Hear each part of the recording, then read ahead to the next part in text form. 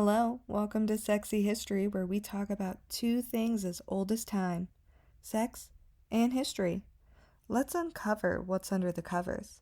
So roll your condoms on because we're gonna go deep. But before I get into this episode, I have to tell you about a sex experience I had a couple of months ago. So, to preface, I had hurt my knee from sex. I go hard, what can I say? I was putting some CBD rub on it. While doing this, I thought, wait, why can't I just put CBD and coconut oil and shove it up my pussy to relieve menstrual pain? Because the week prior, I had horrible cramps. This way, I can take a locally active pain reliever and spare my liver. I then did a little experiment with some supplies I had, and it worked. Being the little inventor I am, I looked up to see if this was already made. It was. So that was a bummer, but it was great to know that my mind was on the right track. The company that had already created this was named Foria. Foria is an all-natural, sustainable CBD suppository company. And what did I do in that moment? I clicked, and then I got my own CBD pussy pills. They have a few different types, including one for menstrual pain. I went for the sex pills one, the sex enhancement pills. This one has 200 milligrams of CBD in it. Then I set up a little sex date, and I laid there like a starfish on my bed waiting for him to arrive. So let me give you our review. First off, I'm not paid to talk about this. I just want everybody to know. A review from her. It had been a fortnight since I had been taken down to Grove Street, and I made myself a little appointment with a man that I knew would please me. Well, things were consistent. I wanted to spice it up, and boy, did I. Did you notice my little throwback there to the last episode, Grove Street? Okay, but real talk though. I was so sensitive, I literally could feel every inch of him. Because the suppository melted inside of me, I was craving penetration, okay? He did eat me out, and that felt amazing too. But everything was more heightened, and I know you're going to ask. Yes, I did get high from it. Absolutely, okay? And yes, that does help the experience if you have not had that before. While I'm not a girly that needs lubricant, it's always appreciated. So if that is an issue for you, I highly recommend this product because the coconut oil is a natural lubricant that is the same pH as a woman's vagina. I couldn't tell you how good it felt or how many times I reached absolute ecstasy. He said he loves them, and he immediately told me that he wanted to try to use them again on another time because he felt a little high from eating me out. That is a warning if you're sober, just so you should be aware of. But the Floria pussy pills will make you high. My lover said it was a happy high, and he was exhausted at the end because he had such intense feeling and pleasure that he didn't crave another round like usual. His orgasm was so fulfilling, he didn't need more. And I can tell you, he looked like he didn't need more. It looked like he had to tee out, take a break. So for you and your partner, I do recommend the Foria pussy pills. I haven't tried the menstrual cramping ones, but it is on my list, and obviously I'm going to tell you all the dirty details if it does work. I love that I'm able to tell you about this invention and talk so openly about sex on a public platform, a right that only recently has been allowed. And with that, I'm going to move into today's episode about the inventor and actress, Hedy Lamar, and the producer and actress, Mae West. Thank you for joining me for another episode. I'm sure with her recent Netflix special, Bombshell, you've heard of Hedy Lamar. as it created an explosion of trendy content about her. She was smart. She was beautiful. She was an icon. Born November 9th, 1914, to a Jewish Austrian family, she would eventually become a Hollywood starlet. This is after escaping her first husband, who, by the way, sold military planes to help Hitler's war effort. She was Jewish, okay? Keep that in mind. So after escaping from him, she immigrated to America.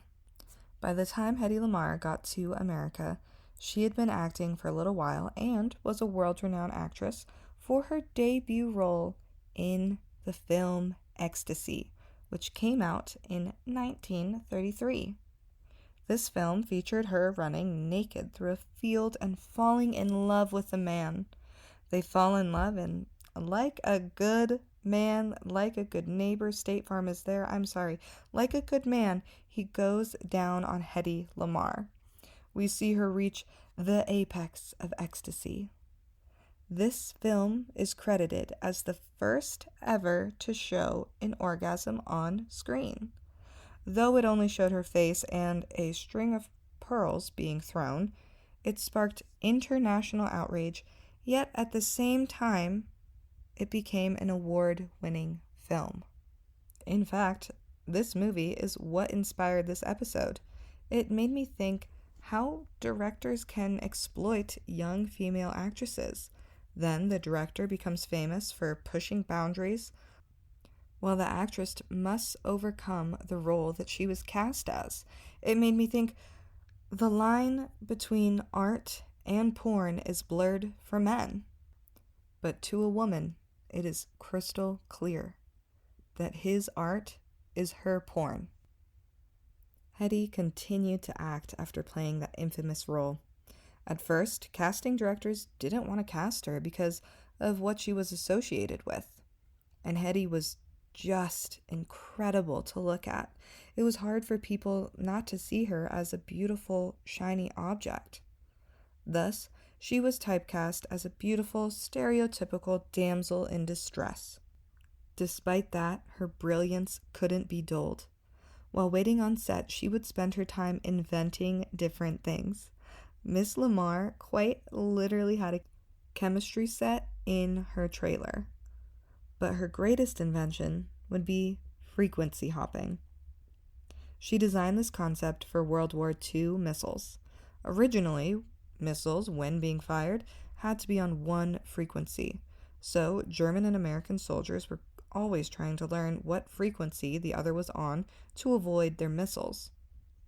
But Hedy thought, why are they on one frequency? What if a missile could hop on different frequencies while on their way to the target? Because the missile would constantly be changing its frequency, it could thereby avoid detection. The American government did not use her invention until the Vietnam War. Yes, you heard that right. Then, instead of paying her for her invention, the government stole it under the Alien Intelligence Act because she was Austrian. Hedy did not see one dime from her invention. It wasn't even until recently that Hedy Lamar was given credit and thanks for it, which is all she wanted. The concept of frequency hopping would later be used to help create Wi-Fi. Hedy Lamar is a timeless icon, but the legacy of Ecstasy would and still does cloud her memory. In Hollywood, she couldn't get roles because of it, and today, she is more known for the first on-screen orgasm rather than as an inventor. The film Ecstasy was like an ink stain on a fresh, white linen dress.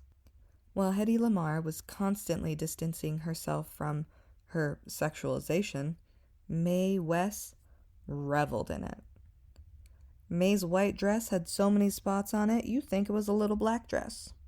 Born in Brooklyn on August 17th, 1893, Mae West was perfectly placed to become one of the most controversial and beloved film stars of all time. Little May began performing at 7 years old. Her mother, after seeing her perform, helped her get into vaudeville.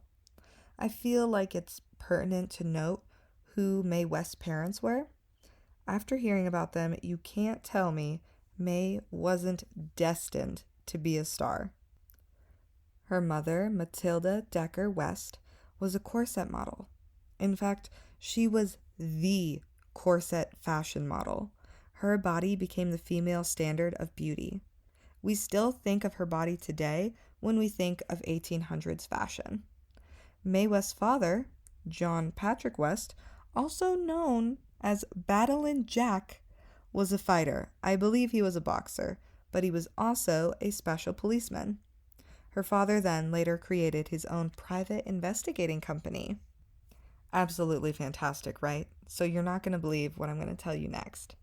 It is unclear who invented the dance move shimmying, but it is believed that it was popularized by Mae. I think she credits her way of movement to black performers she saw in vaudeville. I cannot say this for sure, but one of my sources referenced this, and I feel like it's important to give credit to the black performers that she saw on vaudeville. Also, for those of you that do not know, vaudeville is the more colorful version of Broadway. Broadway was more white collar, while vaudeville was more underground. That's the watered down version anyway. Vaudeville comes from France, and it is very closely related to circus performing as well.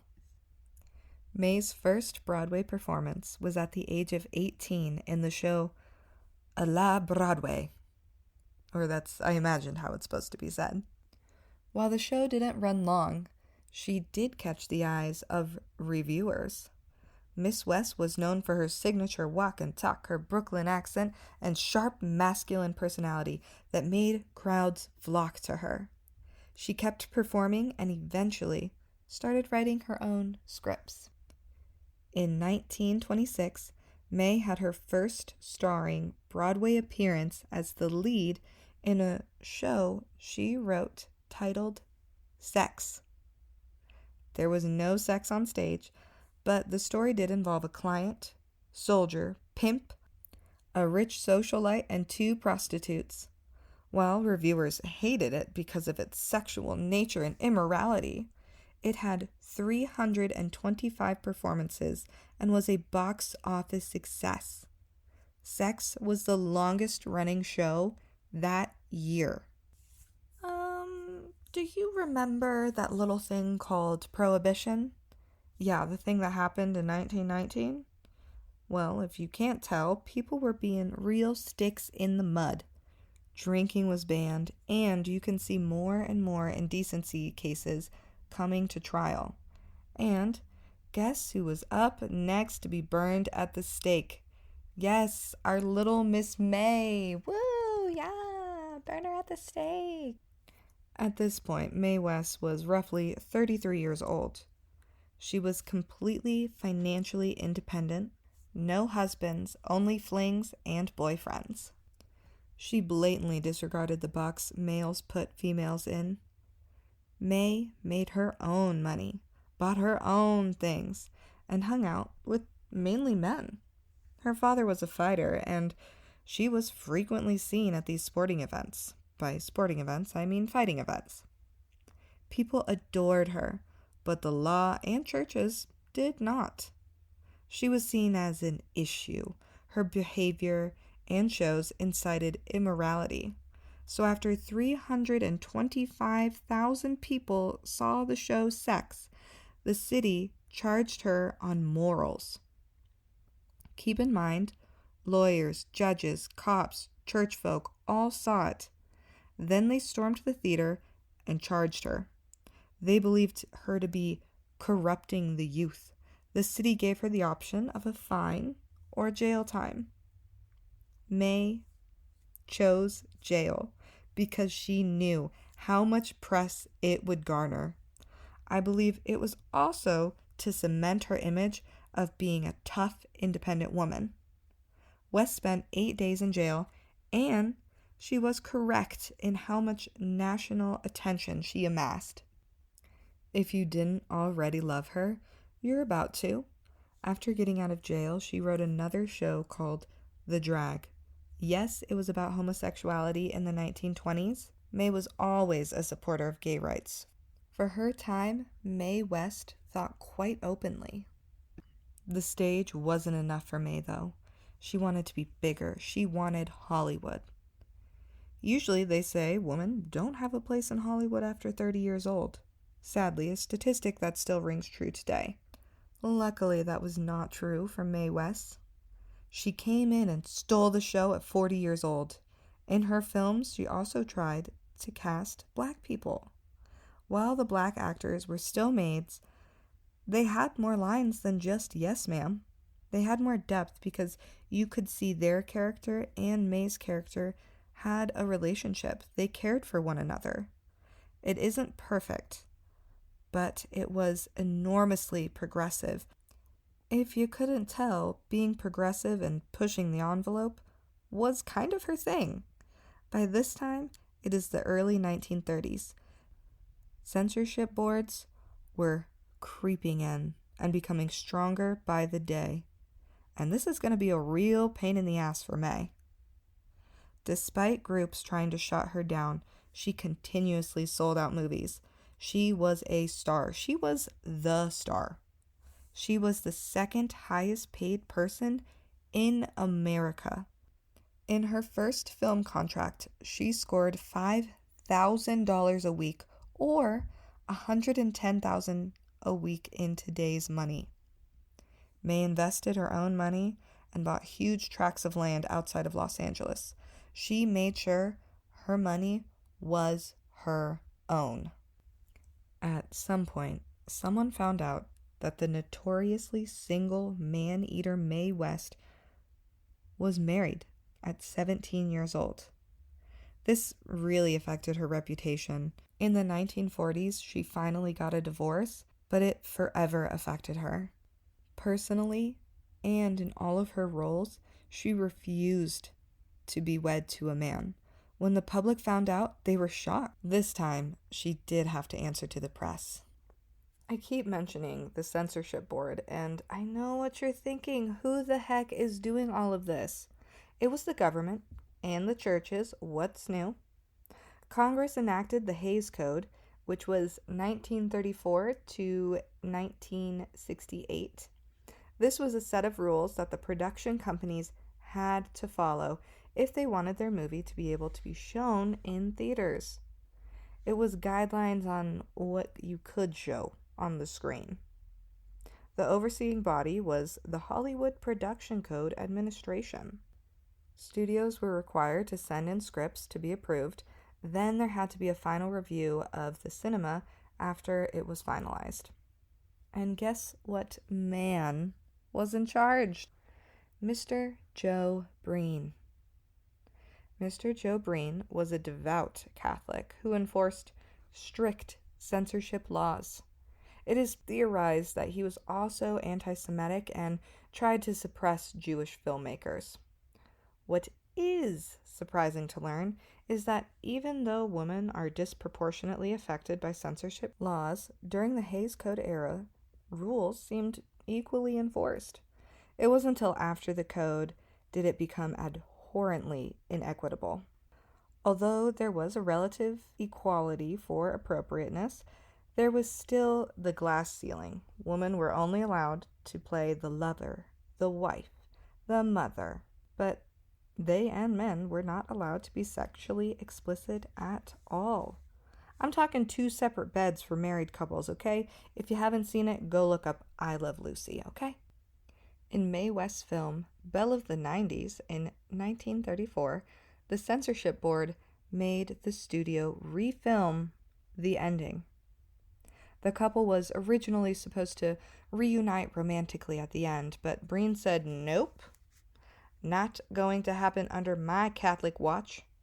Paramount was made to change the ending, and they forced Mae West's character to get married just so they can reconvene in the end. They had to do this to release the movie.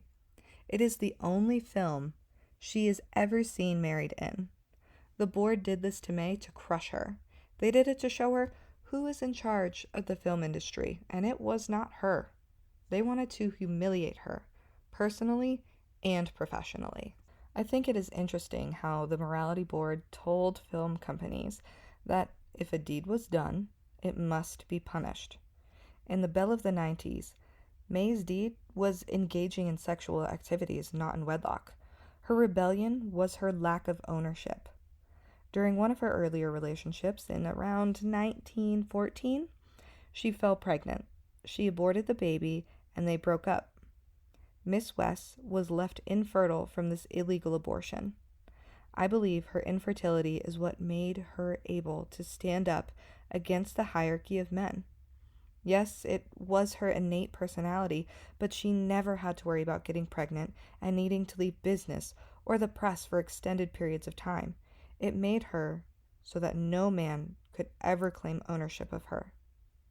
Her inability to have children is what kept her free. While most men loved Mae West, I think it made Breen and this type of man deeply angry. It is because they believed in moral karma. Eve ate the apple, and because she was bad, all women had to bear the pain of childbirth, a pain May would never know. This making it so men viewed woman as bad and less than. She was a sexual icon because she took control of her fertility. This choice gave her the opportunity to not be controlled by man. This had me thinking about the financial laws in the early 1900s. Women couldn't have checking accounts without a co-signer, who was most likely a husband or a father. It makes me question whether May's secret marriage was able to help lead her to financial success. May worked hard for her money and was very smart about it, but because I will never see the names on her accounts, I'm verbalizing my curiosity. Did she secretly have him as a co-signer, and that is what made her able to control all of her money? The Hays Code put up an invisible wall in film. It led to some pictures' success and others to rot because they were not appropriate for audiences. It also took a huge toll on May's success. She was constantly being censored. Eventually, the studio stopped working with her because despite her early success and box office sales, May was no match for the board. Studios went from snappy smack-talking West to Shirley Temple, whom I would like to note looks an awful lot like a mini Mae West. I'll let you do what you want with that information. May saw what was coming, so she created a regency in Vegas. That wasn't a thing yet, but she did it. May self-appointed and installed herself as a regent performer in Vegas. She literally couldn't be more of a baddie. She had men on her side, but she knew she had to get back on screen, and to do that, she needed the support of women. So what else? What else would Miss Mae West do besides start, I don't know, Magic Mike before Magic Mike was a thing? While she would sing, act, and dance, she had scantily clad bodybuilders on stage with her. She said, "The men come to see me, but the wives come to see the men." And here's some juicy little tea. Later down the line, she became romantically involved with one of her strong men. 30 years his senior, she fell in love with Paul Novak. With love and affection, he cared for her until the day she died. He is quoted as having said, "I believe I was put on this earth to take care of Mae West." From the photos and videos I saw of them, he loved and doted on her, and it's very sweet to see. Other notable things Mae West did: she is considered to have molded modern-day drag. Drag was a vaudeville show. She didn't create it, but she did boost the currency of drag.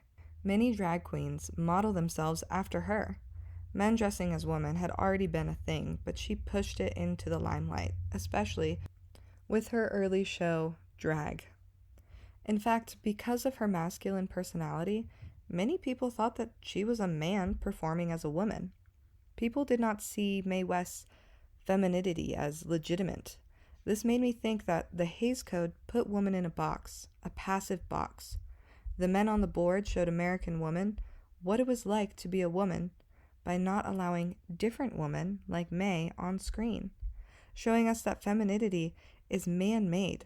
Men told us what we were allowed to do and say. If they didn't like you, they made you get married on screen and try to ruin your reputation. Oh, I'm sorry. You mean exactly what happened to our May? Hedy Lamar and Mae West have never been able to separate their success and society's constant sexual exploitation of them. So what if Hedy Lamar ran naked through a field and had an on-screen orgasm? So what? May used sexual innuendo and used men the way they used women? These two ladies were smart, powerful women who changed history. Their sexual escapades are a part of their history. Sex is a part of a woman's story. I'd like to go back to the first on-screen orgasm. Let's set the record straight on that. While Hedy is credited with this, she by no means was the first. Ever since moving pictures were invented, people had thought, oh, I can film that. This includes sex. Lamar was acting, whereas some people just blatantly filmed real sex. The pre-code era of movies had much stronger female characters and more nudity. In fact, The Sign of the Cross, a pre-code film, featured a woman naked, tied to a cross, getting eaten by a gorilla, is a testament to this. In that same movie, there was also a lesbian dance. Yeah, I'm not joking. This movie was shown in theaters. If you go watch Lamar's orgasm, it is absolutely nothing in comparison to this movie. In pre-code era, there was naked woman, woman kissing woman, and woman could be unapologetically in charge of their own destiny. If you would like to see some more of these movies, a couple to mention are Babyface, a movie about a woman who literally sleeps her way to the top of the company. She gets gifts and jewels. She's made rich. Then the man that was spoiling her made some bad financial decisions and asked for some of his gifts back. She said, oh, no, I have to look out for myself, and went on merrily living. After this movie came out, men were so enraged that the studio had to re-release Babyface with a different ending. They made her lose everything. This was how the studios had to settle with the men. I don't know about you, but men are some of the biggest snowflakes I know. Like, just stop it. Quit it. Another movie is The Red-Headed Woman. It has a very similar plot. In pre-code and during code, it is my opinion that female characters received more karmic discipline. That's what I'm calling this. For example, if a female did something bad, she had to be punished, and it had to be that of equal or more value to what she did. If a man did something bad, he too needed to be punished. However, the karmic discipline was not as bad, was not as harsh. Look at James Bond, sleeping with multiple women, all unwed to him. Then his punishment is for her to die, which, may I add, shows the unimportance of females as a whole. His punishment was losing the woman he, quote, loves. James clearly isn't that broken up about it because he'll just keep doing the same thing and more women keep on dying. To punish man, they inadvertently punished woman. Female actors had less shelf life, fewer parts, and parts that did not have depth. Hedy Lamar tried to play characters with depth, but was continuously cast as the love interest. Mae West made herself the object of sexual attraction, but flipped the script by embodying masculine traits. This is why she was able to hold on a bit more. Let's say Hedy didn't have the role in Ecstasy. If we're being honest about film trends, would she have gotten better parts? Given the patterns of the industry, I don't believe so. I think she could have received more roles, but they would still be damsel in distress, something she and May were not. The enforcement of the Hays Code disproportionately affected the roles women could play and the movies they could see. Margaret Sanger, the founder of Planned Parenthood, made a movie called Birth Control. This film was rejected and not allowed to play. In this, Margaret went around to the urban poor and offered the message that if they had less kids, they would have had a better life. The board considered it publicly indecent. Was it birth control they were afraid of, or the possibility of women being able to control their fertility? The possibility of autonomy over their own bodies was not a subject the board thought was appropriate for women to learn. From my research, I believe the Hays Code and censorship have created what I'm going to call the false female identity. This identity is that women are passive, supposed to be pretty, lack depth and education. We have to be weak for male characters to look stronger. Even in today's movies about women spies, she will love a regular-ass Joe Schmo, who she teaches him a couple of fighting moves, then all of a sudden he's a master fighter. Something that took her years to achieve. Men really be out here thinking that they can pin down an MMA fighter. I mean this sincerely. What the fuck? It is incredible to me that women were forced into this box because of male fragility. If they actually want to be strong, then that means they should be able to joust us in all arenas. All of us have been forced to play roles which we did not create. Many of the women history has deemed as role model worthy were picked by men for male power. Female subjugation is little dick energy. For example, I just learned that the fastest man in the world, Usain Bolt's record for the most decorated track star in the world, was beaten by a woman. Allyson Felix beat his record 1 year after giving birth. She had to take time off to have the baby and to recover. Usain could train all year, yet he was beaten. But somehow, no one knows who she is. Men do not know what it means to be a woman. Women do not know what it means to be a man. But we haven't tried telling them what a real man is. I am calling on women now to end the active occupation of the female identity. And I call on men to stop plundering women's bodies for riches. I identify with May a lot. I mean, hello, clearly look at my podcast. Men are intimidated by me because I act and talk like them. This has hurt me professionally and personally. But I will not subdue myself to protect their facade of strength. Both Hedy Lamar and Mae West are dead. What they stood for and invented is not. I invite everyone to speak more kindly of women. Do not let the opinions of the past cloud your reality today. These women deserved better. They should have gotten recognition when they were alive and paid out the ass for it. I would like to thank them and the females before me for their service against male occupation. Thank you, Hedy Lamar, and thank you, Mae West. Y'all are absolute icons.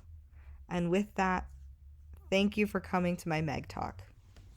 I hope you got that joke. Anyways, thank you for listening to this episode. I'm so glad that you made it all the way. If you want, please follow me on Instagram or TikTok at Meg LaGoof, MEGLAGOOF, and I hope you guys have a wonderful day.